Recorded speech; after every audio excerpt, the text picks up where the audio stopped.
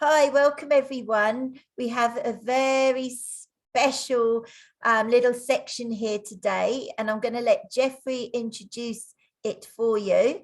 And so welcome. So over to you, Geoffrey. Well, good afternoon. It is here.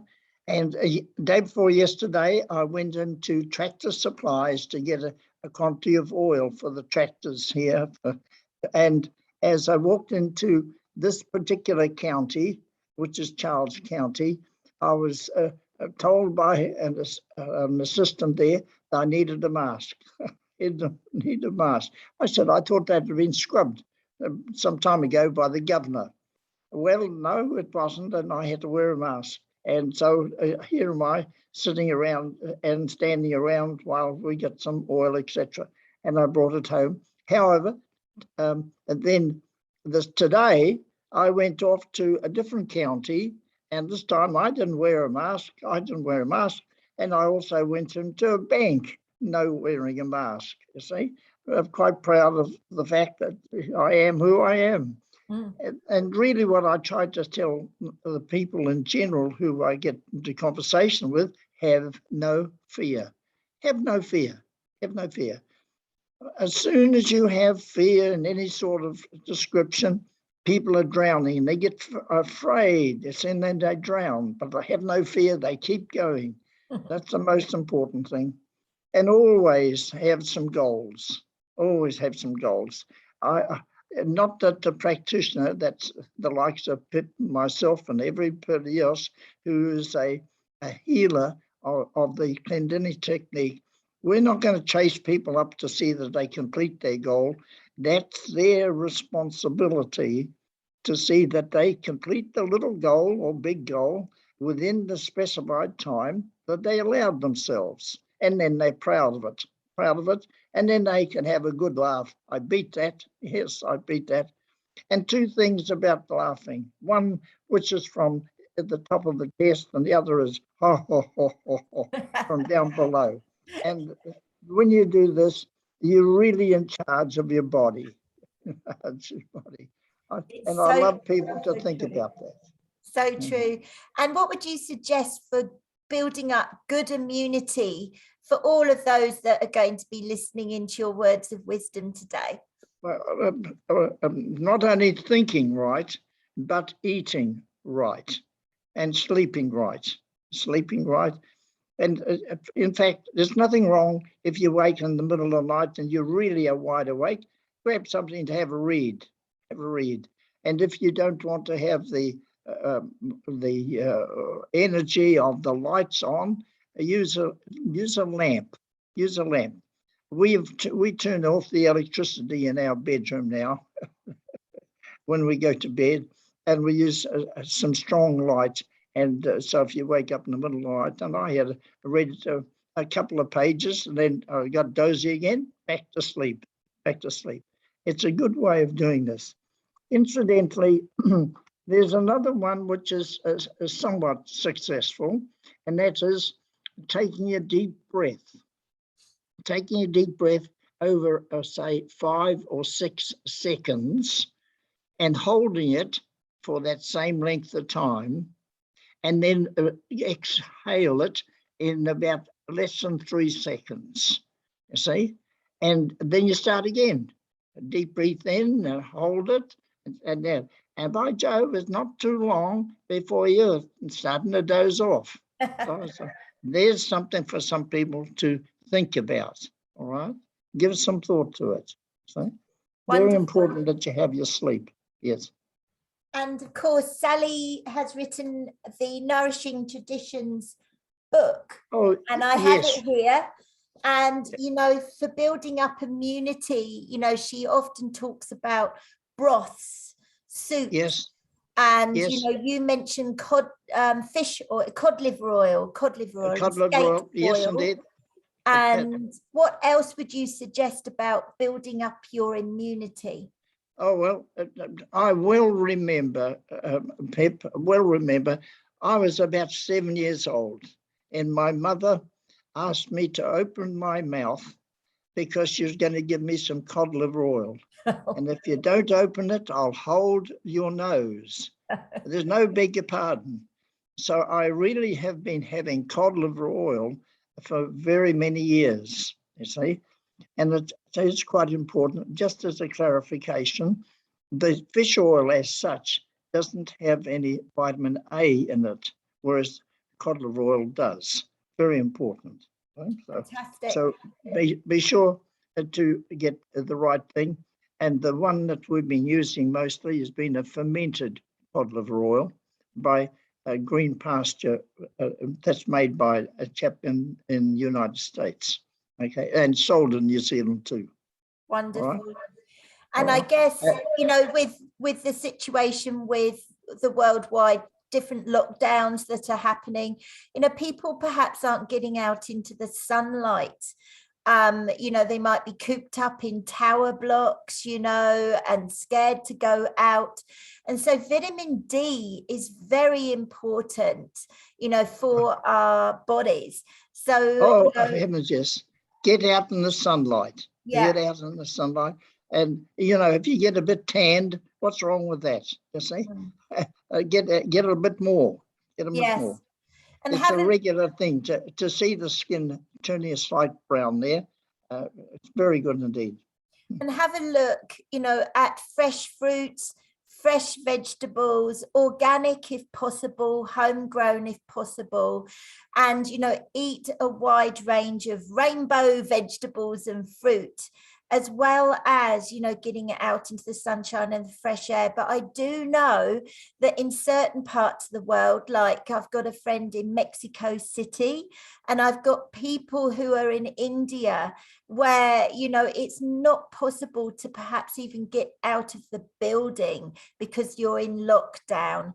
So, you know, at this point, you might want to look, if you can't get fresh fruits and vegetables, you might have to look at supplementation for this time, you know, so we've got to be sensible too.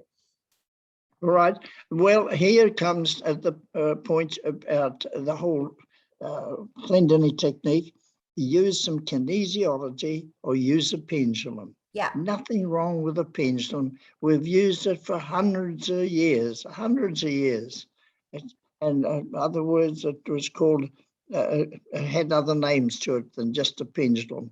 And there's so many divining ways of ascertaining what it is. But one of the best processes, putting your fingers through your fingers like this, holding it and pull it apart. And the item that you're concerned with, put it under your arm and concentrate on the item under your arm, inquiring, is this going to be any good for me? And if you have a child in particular, or it doesn't want to eat onions or something, try it out. And there may be a very good reason, because it may be they're not suitable for them. That's great tips. And that goes for a lot of things that are happening in the world right now. Now, I knew New Zealand was going to go into lockdown last Friday. We got the announcement, you know, on Tuesday. Well, on Monday, I went out and bought a huge amount of food, like $300 worth of food. I stocked up for weeks, plus toilet paper. And I said to 3 of my friends, we're going to go into lockdown, go shopping. Well, 2 of them listened, and they said to me since, gosh, that was so good. Thank you, Pip. We missed the rush, you know, and that's all good. And then my other friend didn't listen. And it was like just before the announcement, I rang her up. I said, I hope you've been shopping. And she said, no. And I said, oh. And she lived in the middle of nowhere, in a renovated place with no hot water. She's got no fire. And I said, oh my gosh. So now she's had to move back into the city in order to have the amenities, because we're in lockdown. And so you can use the pendulum for the highest and best to find out all sorts of things. Very good. Absolutely.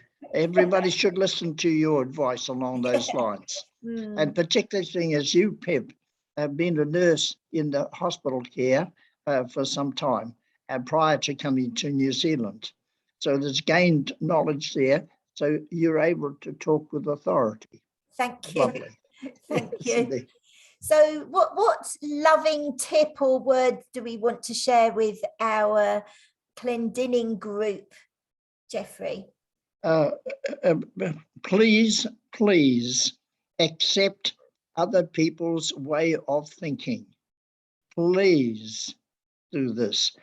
What I am seeing here, and I'm sure it'll be in New Zealand, either the wife or the husband has some strong views anti-vaccination, you see, and the partner goes and gets vaccinated or gets shots and so on, and they finish up having a good ding-dong verbal gaff, it really turns out to be, and one's sleeping in a different room to the other or sleeping out in a cottage. I'm talking about actuality.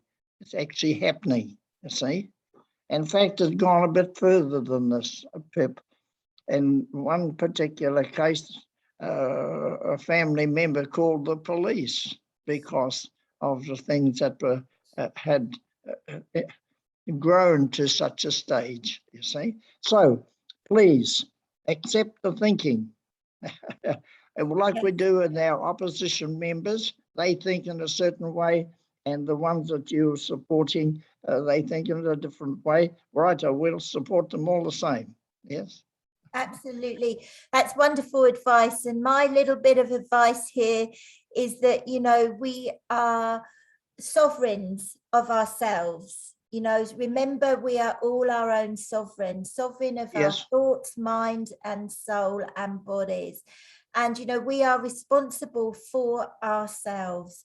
Now, when it comes to parents who've got children and perhaps the two parents aren't together, and now they have perhaps different views on this or that, I can imagine it's going to cause quite a bit of stress between the parents towards the children. But remember the children in all of this: love, kindness, compassion, gentleness. You know, the T cells in the thymus gland are the most activated in children in order to protect them against viral impacts and bacterial impacts. Remember, they've got an amazing immune system. So, you know, just trust, douse with your pendulum, stay aligned with Creator and the divine path. And these little beings, these little children, they also have probably been on Earth before. So they're probably wiser than us. They've just come in to help us get through this. So remember, they have their rights too. So they're sovereigns too. and so important is to teach them dowsing of one fashion or another, whichever way is most suitable for their particular being. Very important. Yes. And then they in turn can talk to others about that thing, and always being on a serious basis with it. Maybe a bit funny in many cases, but you've got to realize how spirit works. Yeah. And I'm talking about the Holy Spirit or God that is surrounding us. See? Yes, absolutely. But where the concern is, and it's not being recorded before, that where the children of 3 and 4 are having in their possession a cell phone. And then because they have a cell phone, they think they're in charge of everything. And when there's a food time, they grab their food. There's no sitting at the table. They take it off to wherever, into the bedroom, outside somewhere. Nobody amongst these youngsters appear to be being seated and waiting for mother to bring food to them, or the cook to bring food to them. And furthermore, they're not sitting long enough, so they're not even sitting in some cases, so that they don't leave the table until everybody else has finished eating. So from this comes standards, family standards. And should we have family standards put into us as children? I believe that it's necessary. Otherwise, as politicians, which they could possibly be later on, what sort of standards will they have for the country they're representing? Wonderful. And thank you. I know we can laugh at all this, but there's a certain sense of seriousness. Yes, indeed. Thank you for that, Geoffrey, and we hope that you've enjoyed this, everyone. And this was recorded on the 20th of August 2021, by the way, if you are looking back in time at us speaking now, just to orientate you. And thank you. So thank you, Pip. Thank you. Thank you. Wonderful.